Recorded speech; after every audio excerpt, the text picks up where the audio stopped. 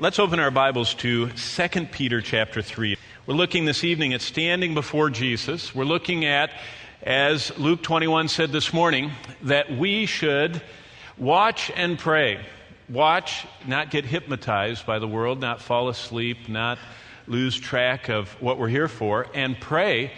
One of the most descriptive words. It's always used for how people came to Christ, falling down on their knees and begging for things. Remember, I beg you to heal my son who's always thrown in the fire. I beg you to heal my daughter, she's dead. I beg you to deliver, this or whatever. The leper came and said, I beg you to cleanse me. That's the word. We're supposed to pray that we be found worthy at his coming when we stand before him. Why? Well, look at 2 Peter 3 and verses 10 and 11. I just want to emphasize with you, Peter, I think of him as a wizened, gnarled, deeply tanned, with lots of wrinkles. He's an old, I can just see his hands. Can you imagine those net-pulling hands, those big paws he had? As he sits down and the Spirit of God speaks through him and says, look at verse 10, but the day of the Lord, to just buzz in your mind, that's the Old Testament concept. The day of the Lord is the concept of all the events of the second coming. The day of the Lord's wrath, the day of the Lord's return, all that. So the day of the Lord, that's the end of the world, okay? The day of the Lord will come as a thief in the night, in which the heavens will pass away with a great noise. So this is the culmination of everything. This is the end. And the elements will melt with fervent heat. Both the earth and the works that are in it will be burned up. Now look at this. Day of Lord, heavens pass away, elements melt. The earth and the works in it will be burned up. Verse 11. Therefore, since all these things will be dissolved. Now just for a second, look up from your Bible and just go like this and look around you. Everything you see, and when you drive home tonight, everything you see, and when you fly on a business trip this week, everything you see, and when you get to your house, everything you see, except for the people around you, everything that's precious, that we save, that we guard, that we have in our safety deposit boxes or wherever you put your special things, are all going to burn up, okay? Seeing all these things will be more than burned up. Bonnie and I once had a home that burned. And, when things burn, they don't really burn. They just get all smoky. And, firemen are so good that they get it usually before it does too much, just ruins everything. So you still have them. They're just wet or yellow or black or stink. You know what I mean? But most things you don't. Look what he says. It doesn't just say that little smoke damage, little darkening here. Everything will be dissolved. Every trophy, every trinket, every treasure. Everything we work long and late and hard until exhaustion and sick and we're anxious over and it's so important to us and we get upset when it gets broken or someone kicks it or scratches it or touches it or whatever. Everything, verse 11, will be dissolved. Because of that, isn't he a good preacher? Look at how the punchline. What manner of persons ought you to be in holy conduct and godliness? You ever eaten with someone famous? Remember this morning, a lady in the Oasis flock came to me and knew exactly the month and day and year when she had Dr. Francis Schaeffer at her home here in Tulsa and was sitting across the table. And if you ever heard of Francis Schaeffer and How Then Shall We Live and all of his monumental works, he was right here in her home in Tulsa. I mean, she glowingly talked, it was in 1971, I think she said, so it was 34 years ago. She talked about it like it was last night. You know why? He was a monumental person in her life. Now, can you imagine getting to sit across the table from the Lord? That's what you're doing. And what he's saying is, you're on your way home. You're on your way to meet me. You're on your way to stand before me. But before that, we have these little reminders of what you're here for. And because everything's going to be dissolved, verse 11 says, what manner of person, what manner of husband, what manner of wife, what manner of dad, what manner of mom, what manner of child should you be? In all holy conduct and godliness. It's a great question to ask, because we have an appointment. And everything that we have held dear on earth is going to be dissolved. And only what we let go of and gave to the Lord, and it was actually sent ahead to heaven, remains. And so he's saying, what should you live for, since everything's going to be dissolved? Let me read to you about that moment, and then we're going to go through it in the Scriptures. In fact, you can be turning with me to Romans 14. Okay, that's our next stop in the Bible. So, Romans 14. But in the not-too-distant future, God is going to invade his world. The last time he invaded it, he came disguised as a baby. Okay?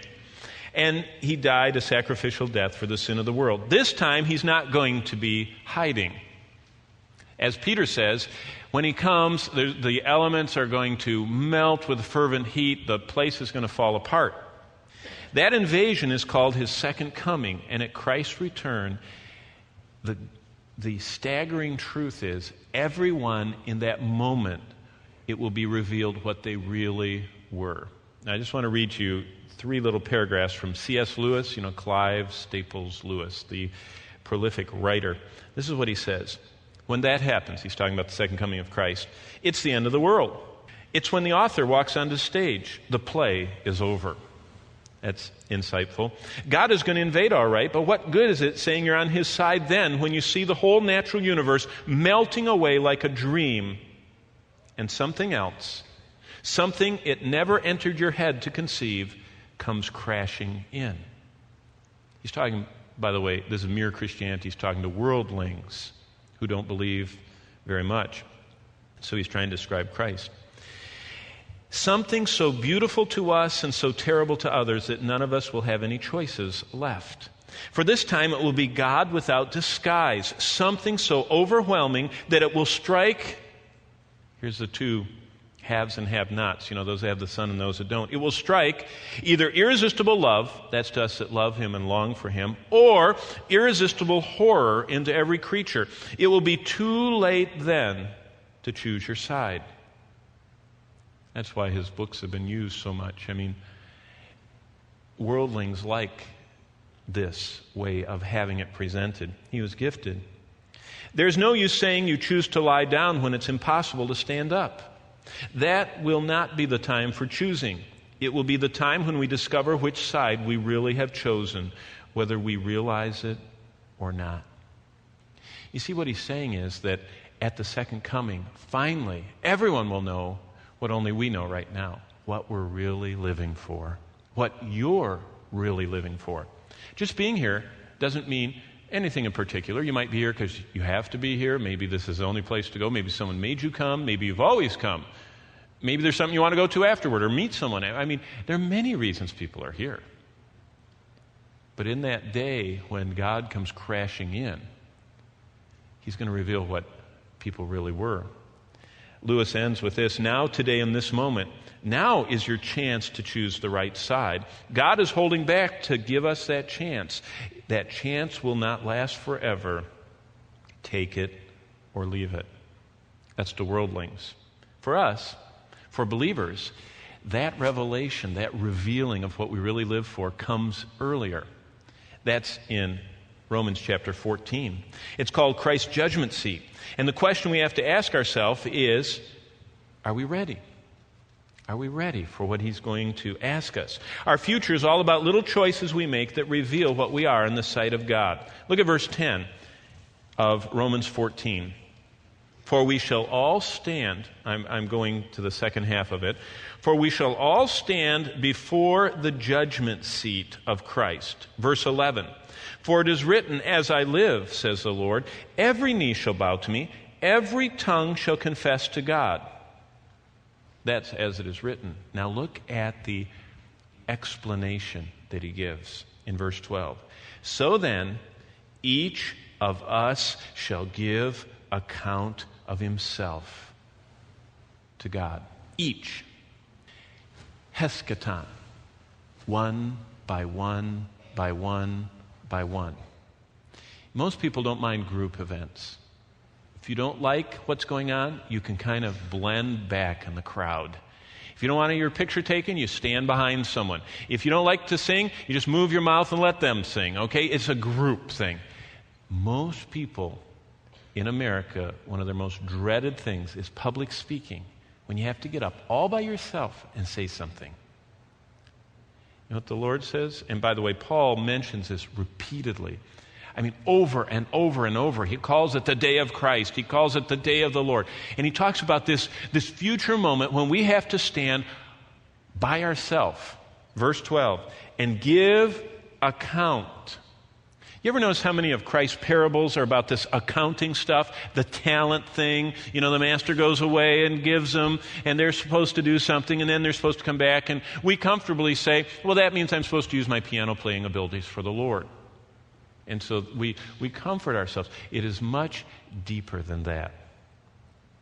It is whether or not we lived for Him or not. Whether we lived not any longer for ourselves, but for Him that loved us, 2 Corinthians 5, and gave Himself for us. Well, what will matter when you stand in front of Jesus? What will you wish to have in your hands to give the one who loved you and gave Himself for you? For a few years of my life, I had the privilege of standing next to someone that was adored and revered everywhere I went. He was known as the person that had led countless people to Christ, who had schooled countless people in doctrine. Of course, it was Dr. MacArthur. And when he would travel on the road, he'd always grab us young guys, and we'd ride with him or fly with him and travel with him, sometimes for weeks at a time. And it was wonderful. But what would happen is, after he would preach, would come this procession of people that knew he was there, and they had never met him before, and either they'd gotten saved over the radio or through reading one of his books, and they would come, most of them with something to give him. I mean, what do you give to the person that was the human instrument that saved you from eternal destruction? I mean, you just want to give him something. And so that's why a lot of the time we were there, because he would just hand those things to us, and we'd stand behind him. And you know what it most often was? Money. By the way, do you know what Dr. MacArthur did with money? I can remember time after time people would hand him, wads of currency. They'd say, this is just for you. Thank you for your ministry. And you know, he would look the crowd over before he spoke, and he'd pick out people he felt were poor and needy. And he'd alert us, and at the end of the service, when people come and do that, he'd look right at them and say, thank you. And he'd take it, and as they turned away, he'd hand it to one of us. And he had already told us who to take it to. I remember so many times walking up to someone and saying, this is a gift for you from someone. They just thought you need it. And to look at the utter disbelief. But you know, the moral of that story is those people that gave him the gifts thought so much of him. When you, verse 12, stand before the one that loved you and gave yourself for him, what are you going to have in your hands to give him? Are you working on that gift? Are you thinking about it? What is he worthy of receiving from us? That's what Paul wants us to think about. Because whatever that is, that's what we need to be doing today. And we need to come before His throne and think about that awesome moment. So let's go back to the book of Revelation. And I want you in chapter 5, we're going to get a running start through it. And I hope actually chart the things that are priceless in heaven. They might be worthless on earth, but they're priceless in heaven. That's where I want to get. And that's what I hope your communion offering of worship to the Lord is, that you say, if that's what you love, that's what I want to give. If this is what pleases you, that's what I want to do. Okay, just so you know where we're headed. Okay, Revelation 5, because we're looking through the eyes of the prophets and the apostles, and we see heaven through their eyes. John, Daniel, Ezekiel, these other people we're looking at actually were there. We have a flawless picture. Revelation 5 is the first one, starting in verse 11. Then I looked and I heard the voice of many angels around the throne. Heaven, by the way, is not only silent at times. It appears to be just a cacophony of sounds. And here's one of those sounds. The voice of many angels around the throne. So it's just, every time I say this, I think of when I venture into my beehive out back. We have a few thousand bees living in there, and I wear my little suit and puff my little smoke thing at them. I act like I know what I'm doing, and I get my tool and I open that top and I take it off, and all of a sudden you instantly hear the sound. They know something's happening, and it goes from not hearing anything to it's just getting louder and louder, and they all start moving, and of course they do their thing, and I with smoke at them. But that's what I think about, just this constant angels, these countless angels around the throne, and you can hear their voices. Verse 11, and the living creatures, and we already know what they say from last Sunday. They're crying out loudly, holy, the trisagion, holy, holy, holy. It says that they're crying that out. They're kind of up here. They're above the throne and circling around. And then around the throne, down on the kind of the floor or ground level, are all these angels and the elders. And the number of them, that's the angels, was hundreds of millions and millions of millions. And they're saying with a loud voice, us, the 24 elders, which speaks as representative of the priesthood that believers of all ages have to Christ, and the creatures, these living creatures, and the angels, all of us in unison are saying this 12th verse, which we sing often, worthy is the Lamb who was slain to receive power and riches and wisdom and strength and honor and glory and blessing. Isn't that amazing to know what we're going to be saying? Those angels capture our attention, those countless white-robed angels standing like living walls of pure white robes, rising, reflecting the light of God. They rise and fall to the sounds of these four creatures as they crisscross the expanse of the four corners of the throne. They move as one. The angels are falling down on their faces with the 24 elders as together they speak the wonders of the glory of God. Now, slip down to, actually back to chapter 4, verse 5 of Revelation, because the second attention-riveting part of heaven is not just these countless angels, but what's going on in front of us, because it says in verse 5, and from the throne proceeded lightnings, thunderings, and voices. So here's, if you can think about it, hundreds of millions, the sounds of the voices of hundreds of millions of angels. And these holy, holy up here. But out of the throne itself, see what it says? From the throne, God's throne, are proceeding lightnings. And Ezekiel says it looks like the lightning is actually, you can see through the throne. It looks like it's inside, radiating, kind of like, that's why I love Oklahoma thunderstorms. You get a good one where the lightning's going that way instead of this way, and it's in a cloud. Those are the really neat ones where it's kind of muted a little bit, and you can see it going out like that. That's the description that Ezekiel and Daniel and here John have of what's going on inside this throne. It's just lightning and thunderings. So there's this huge reverberating sound and voices. That's interesting. I don't know what that is, but it's there. And 7 lamps of fire, verse 5, were burning before the throne. So I just imagine geysers or something, just pillars of fire. There's 7 of them. So it's like a throne, and 7 fire things, flames like this, are right in front of it, which are, it says, the 7 spirits of God.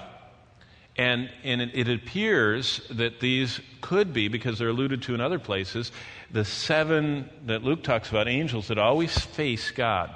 There seems to be this group of angels that always face God. Maybe that's talking about the seraphim and the cherubim. I don't know, but all I know is that they're burning like flames, these 7 spirits of God. Look at verse 6. Before the throne with all the lightning going out and the thunders and the voices, there's a sea of glass like crystal. And in the midst of the throne and around the throne, those 4 living creatures, full of eyes, front and back. Can you imagine a creature that's just covered with eyes, that's not a monster in a science fiction movie, but is a creature utterly devoted to worship to God?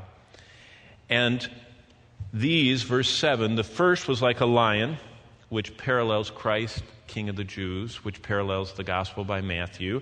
The second living creature was like a calf, which parallels Jesus Christ, the suffering servant, which parallels the whole Gospel of Mark, which, by the way, all these are in the Old Testament, prefiguring the coming perfect one.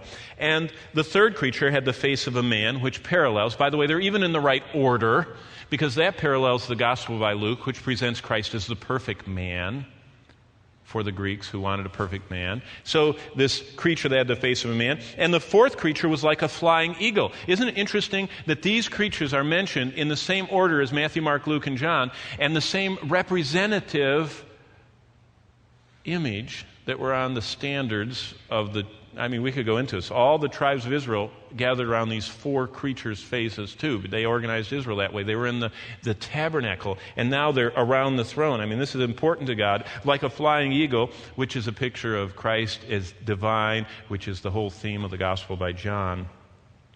And, verse 8, the 4 living creatures, each having 6 wings, were full of eyes around and within. That's an interesting thought. Around and within. Eyes. And they do not rest night or day, saying, Holy, holy, holy, Lord God Almighty, who was and is to come. And whenever the living creatures give glory and honor and thanks to Him, who sits on the throne, who lives forever and ever, the 24 elders fall down before Him who sits on the throne and worship Him who lives forever and ever. People always say, what are we going to be doing in heaven? Sounds like we got a full schedule already. You're listening, and as soon as you hear the cherubim screaming out from the sky, the expanse around the throne, holy, holy, holy, you fall, and I fall, and we fall on our faces before Him. To think that we can offer worship to God. But now comes what we need to get ready for. Look what these angels do at the end of verse 10.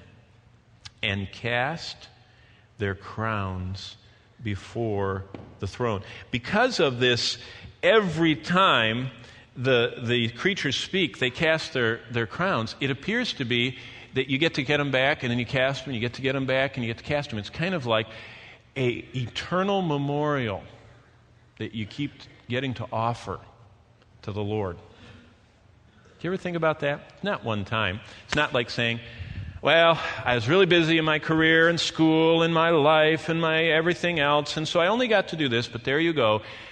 That's over with. There seems to be an eternal casting going on here. Because it says, every time the creatures say the trisagion, the holy, holy, holy, the 24 fall on their faces and cast the crowns. It's an interesting thought. If that's how it is, then it's really important what we do while we're here on earth, because it's what we're going to be giving as our offering forever. That's why it's very sobering to think. Only one life twill soon be past, and only what's done for Christ will last. Remember who said that? C.T. Studd on his deathbed. And his next line was, I'm sorry that this is all I have to give, and he gave his entire life. He was so into this, he wanted to have longer to give more of his life to the Lord.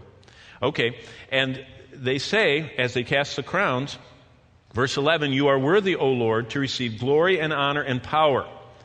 If you're one that likes to study stuff, they alternate between the sevenfold, that's chapter 5, worthy is the Lamb slain to receive power and riches and wisdom, strength, honor, and glory and blessing. That's 7 different elements, and this one only has 3.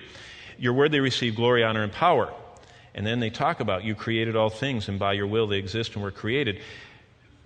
But as you back up, your eyes go from from looking at these angels and then looking at this floor and all the flames and all this casting going on to looking at the throne itself. And I want you to see in chapter 7 of Daniel, where we were last time, but I just want to remind you of it, back up to Daniel 7 and verse 9, because I want you to see the throne again. I want you to see the magnificence of the setting that all this is going on. Daniel 7 and verses 9 and 10.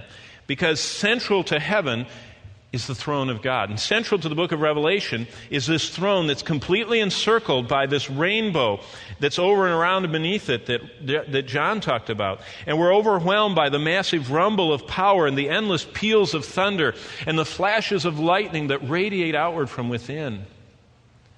And as we're listening to all that, something else is going on.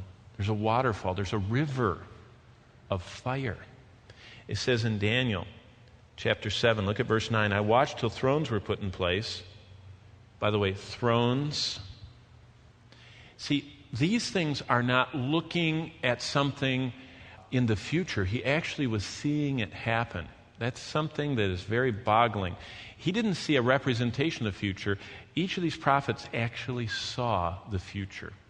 They saw it happening. And so when Daniel picks up, the thrones were being rolled into place for these 24 elders. The thrones, not the throne. God's throne's all set up. It's there.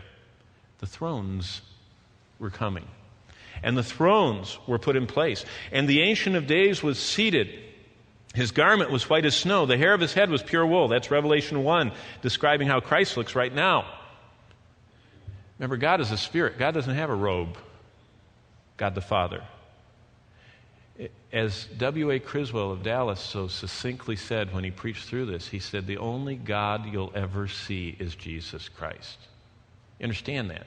You're not going to see three people walking around up there. And you say, now which God are you? You know, it's one God in three persons.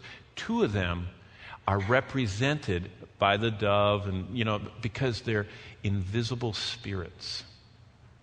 The exact Hebrews 1:3 representation of God that you and I will see is Jesus Christ. He is the exact representation. He is the God that you will see. And that's who's on this throne. And that's who's wearing the robe and has the white hair. But keep looking at this.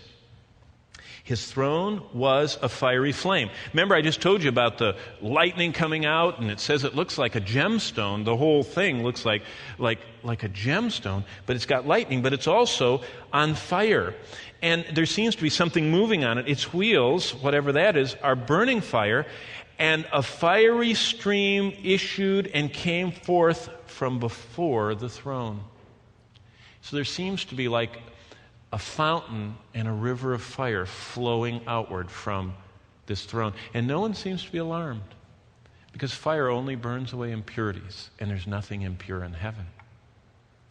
And so there's this marvelous scene of this river of glowing fire coming out from before the throne, and 1,000 thousands ministered to him, and 10,000 times 10,000 stood before him. Didn't we just read that in Revelation? It's the same thing. Same place, same event. While you're in Daniel, back up to Isaiah 6, because I want to show you one more element before we get into what will matter there. Isaiah chapter 6. Because this is interesting. I love how the Scriptures don't just leave us up there in na-na land, thinking about all the thunder and lightning and voices and all that. It always comes down home to, what should we do about it? What's the correct response to all this? Okay, here's one of them, because these creatures that are around God are called the burning ones. You ever heard of a seraph or a seraphim? That word in Hebrew means burning one. So there are these burning ones. They seem to be like they're on fire.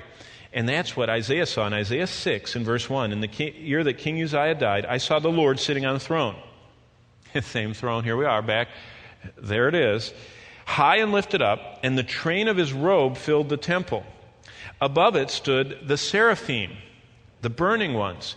Each had 6 wings. They could be similar to the cherubim. Maybe it's another word for it. Maybe they're different. Maybe the cherubs with all the eyes are on fire too. there could be lots of orders of angels, much more than we know about. We just know the things that are revealed are what God wants us to know. We can think about it, but it doesn't matter whether it's different or the same or whatever. But these also had 6 wings. With 2 they covered their face. With 2 they covered their feet. And with 2 he flew. And one cried to another and said, sounds like we're playing the same tape again, doesn't it? We're back in Revelation. Look what it says. Holy, holy, holy is the Lord of hosts. By the way, this is what Ezekiel saw. This is what Isaiah saw. And 600 years later, that's what John saw. And they're hearing the same words. They're seeing the same throne. They're seeing the same fire and creatures.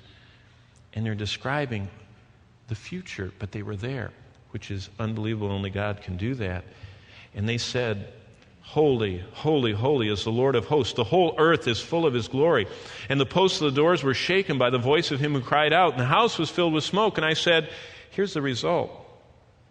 Woe is me, for I am undone. I am a man of unclean lips, and I dwell in the midst of a people of unclean lips. Why did he get all like that? Because my eyes have seen the King, the Lord of hosts. So the more he saw of God, the more he saw his sinfulness, and that caused him to cry out and not want to be that way. He wanted to be pleasing to God, and so the Lord heard the prayer of his heart, and look what happens. It says, and then one of these burning ones flew to me, having in his hand a live coal which he had taken with tongs from the altar, and he touched my mouth with it. And he said, behold, this has touched your lips. Your iniquity is taken away. Your sin is purged. Wow. Well, these 24 elders rising and falling, this throne burning, the living creatures crying out. Let's move to the book of Mark, chapter 12. What's going to matter when you and I are actually there? Mark 12 and verse 33 is where we're going to start. Because we already saw those 24 elders, which represent us as those who worship God, have a harp and a crown and a golden bowl, and the golden bowls contain the worship offered by God's saints on earth, the book of Revelation tells us. And every single elder and every saint falls on their face before him, and we offer our worship and we throw our crowns. So the question we need to ask ourselves is, how do you get one of those things to throw? Because I want to give him something. Now, the good news is if you're in heaven, you're going to have at least one, okay? Everybody gets one of the crowns. So breathe a little easier tonight. You don't have to work so hard to earn, some kind of offering for the Lord, because everyone gets one. The other 4 are not free to all. They are, as Paul says, from choices we make, okay? I'm going to talk about that with you, but Mark chapter 12, what is valuable in heaven? What is the currency of heaven? We can find that if we read carefully. In fact, and some of you still haven't decided what you're going to do when you read through the Bible this year.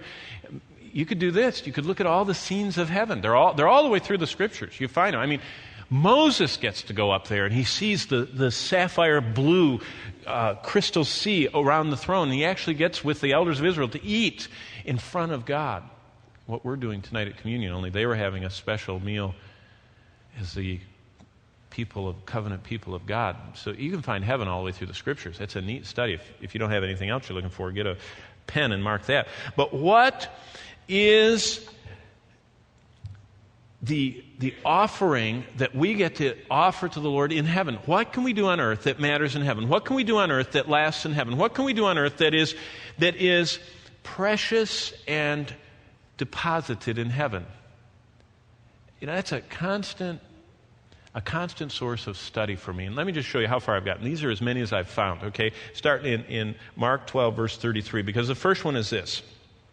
Your devotion and my devotion can be a burnt offering, can be a sacrificial offering to God. That isn't giving something or doing something. It's something we have within us in our heart. Now look at what Jesus says. Mark 12:33. And to love him with all the heart and with all understanding and all the soul, with all the strength, to love one's neighbor as oneself, is more than all the whole burnt offerings and sacrifices. Do you see what Christ wants? He wants more than all the outward activities, He's looking for the devotion of our hearts. And that's a pretty private thing. Because all of us can go through motions and can fulfill duties, dutifully do our work for the Lord. More than all those offerings and sacrifices is the love with all of our heart, with as much as we understand about God, with all of our soul, with all of our strength, that goes outward into the lives of others, that devotion. Let me ask you this, okay? Just to apply it. Have you offered your devotion up to Christ irretrievably? You remember the whole context as we look at Christ talking here in verse 33. They're asking this teacher, he says, I want to know from the Scriptures. I know it says that. I just want to know how to do it. And what Jesus does is, Jesus tells him, you're not far. You understand that it's a heart attitude. And then the gospel writers record, and we don't have time to look at them, but Jesus has all these people that are irretrievably offering that devotion to him, like the woman that broke the alabaster flask and poured it out. She couldn't get it back.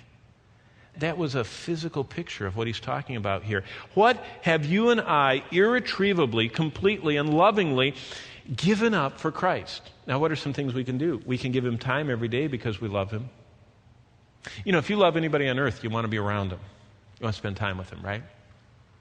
Do you love Jesus so much you want to spend time with him? That you irretrievably, completely give him time. Not time that you're distracted and saying, oh, got 3 more minutes, got to get this devotion thing over with. I mean, you know, kiss your wife that way. Go, I got to go. I got 30 seconds for that one, you know. She go, oh, thanks. You know, that was really thoughtful of you. You know, I appreciate that you're in such a hurry that that's a bother for you. I mean, you know what I mean? Love, we want to spend unhurried time. Do you want to have that kind of devotion for Christ? That's an offering that we can offer to him. How about giving him our complete attention as we focus on his word and prayer? I don't just mean the time. A lot of people spend the time. I mean that I say, this is your time. You have my full attention. It can be for 1 minute, 30 minutes, 5 minutes, but you're going to have the devotion. See, a lot of people talk about having their devotions with an S. I say, he doesn't want your devotions. That's something you do. He wants your devotion. That's something you have for him. And that's something that Jesus Christ said, you will never lose. You'll never lose your reward if you have devotion, if you love me with all of your heart.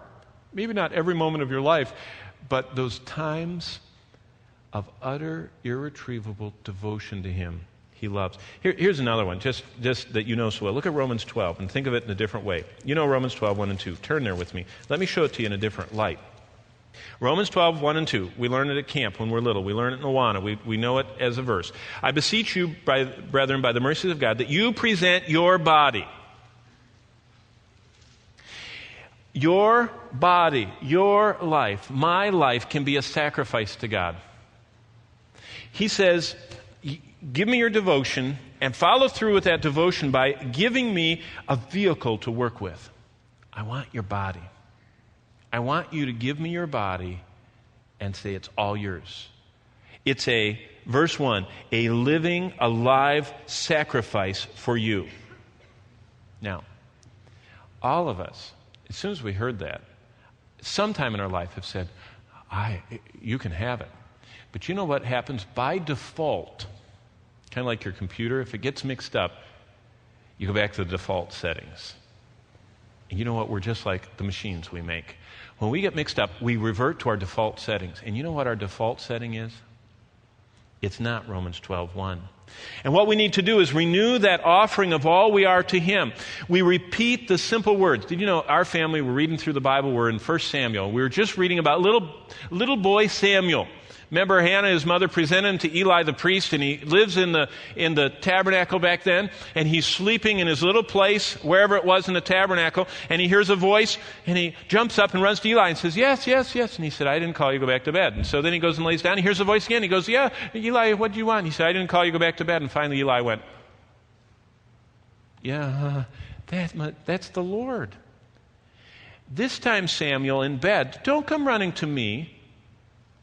Look up and say, speak, Lord, your servant's listening. We went through that. I enjoyed so much having everybody reading that. I said, oh, stop. I looked at each member of my family and myself, and I said, have you ever said, speak, Lord, I'm your servant. This body is yours. It belongs to you. What do you want me to do? Those simple, child, understandable words. You know what was so sweet after that challenge? That was some night last week, and, tucked all of them in bed.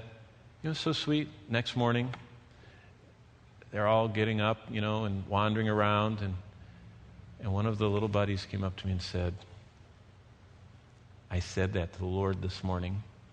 It was 12 hours later. I said what? Great dad, right? Right in tune with this spiritual moment. I said what? And then he just got this heavenly look, and he went, speak, Lord. And I was just smitten. I thought, oh, it's last night's story. He remembered.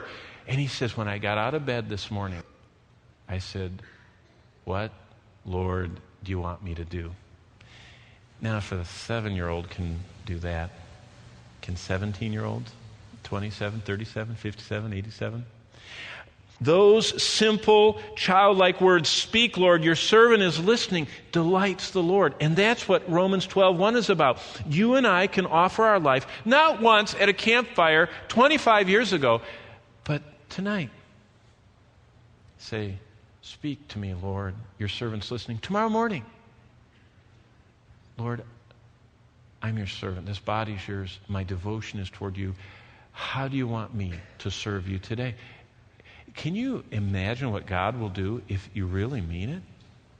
He will intersect with your life and my life, and He will make us have such a joyful, confident awareness that all that I'm doing today is redeeming time for eternity, and I am building up that for which I can forever offer as worship to Him. One last one. Look at Philippians. You're in Romans. Keep going to the right to Philippians 2. And by the way, I said I collect these. I could go on and on. I have a whole collection of these because as I read through the Bible, I ask the Lord, what counts forever? And here's a beautiful one that Paul has in Philippians 2:17.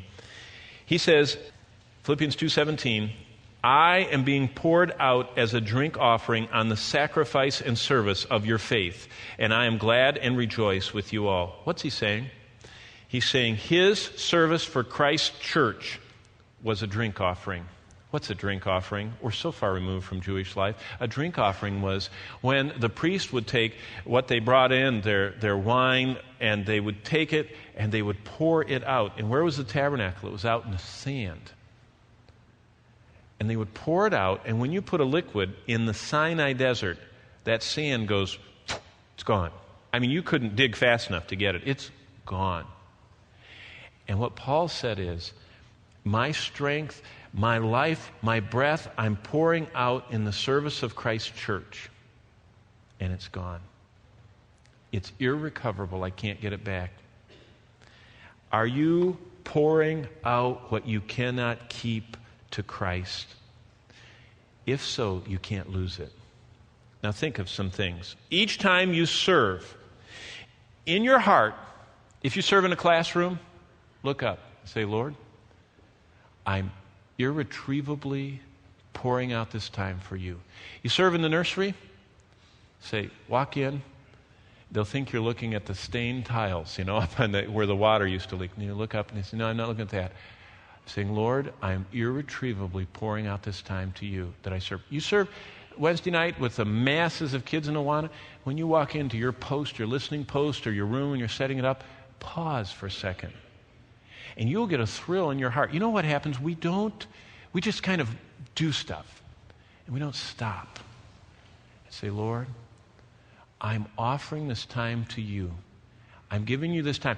Down in the choir room or off, wherever you serve, where you teach or in outreach or whatever, and say, I'm giving this time to you. I can't keep it. I could selfishly squander it, but instead I give it to you as an act of devotion and worship. And that's what Paul said. Look at verse 17. I am being poured out like a drink offering on the sacrifice and service of your faith. And I am glad. You can do that when you give. Yeah, my poor usher always takes a millisecond longer over on this side.